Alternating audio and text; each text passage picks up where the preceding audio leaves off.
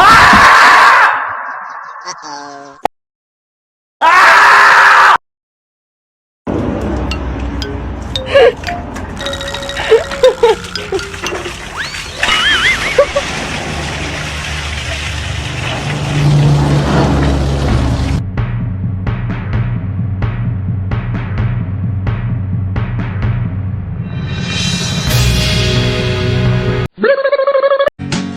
The Pope takes a poop and the President too, and the fancy grand banker in his three-piece suit, the big fat general and all of his troops. The truth of the matter is everybody poops.